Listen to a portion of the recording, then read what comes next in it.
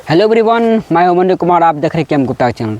आज हम बात करेंगे एजिथ्रोमाइसिन सिरप के बारे में।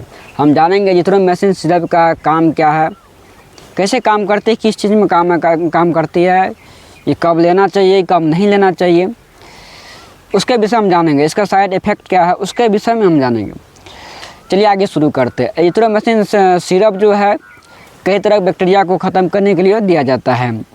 जैसे जिस किसी को कान में इन्फेक्शन हो गया या कान के कोई भी तरह का प्रॉब्लम हो तो उसमें आप दे सकते हैं एजिथ्रोमाइसिन सिरप, या टैबलेट भी दे सकते हैं। एजिथ्रोमाइसिन को दवाई दे सकते हैं आप। जिसको टॉन्सिल हो गया उसमें आप दे सकते हैं। जिसको ब्रोंकाइटिस का प्रॉब्लम है उसमें आप एजिथ्रोमाइसिन दे सकते हैं।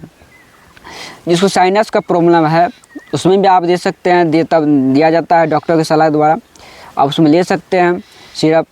या टैबलेट भी आता है 500-250, उसमें टैबलेट आता है। बच्चे में सिरप आता है एजिथ्रोल एक्सेल 100 mg, 100 mg, 200 mg, और प्लेन आता है एजिथ्रोल ड्रॉप भी आता है, तब दी जाती है। ये आपको टाइफाइड बुखार जिसको रहता है उसमें भी आप दे सकते हैं। और ज़्यादातर सर्दी खांसी ज़्यादा हो है तो उसमें आप कम के बराबर उसमें काम करती है, तो उसमें ज़्यादा काम नहीं करती है। तो आप कोई भी तरह की इन्फेक्शन हो या वायरल इन्फेक्शन हो या बाहरी इन्फेक्शन हो, कोई भी तरह की इन्फेक्शन हो तो ये टैबलेट, ये सिरप दे सकते हैं आप।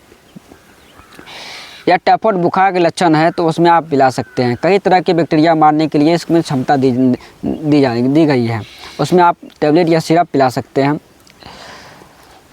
तो जिस किसी व्यक्ति को अगर लीवर संबंधित रोग है या हृदय प्रॉब्लम है तो ये टैबलेट या सिरप आप नहीं दे सकते हैं एजिथ्रोमाइसिन।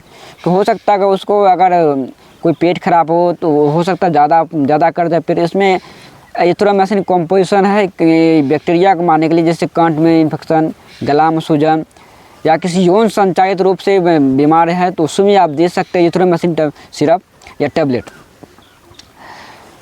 तो आप कोई भी तरह की इन्फेक्शन होता है उसमें दवा दे सकते हैं। अच्छी दवा है, एलेम्बिक कंपनी की दवा है, आपके सामने फ़ोटो है दिखा दी है। एजिथ्रोल एक्सेल 100 mg और 200 mg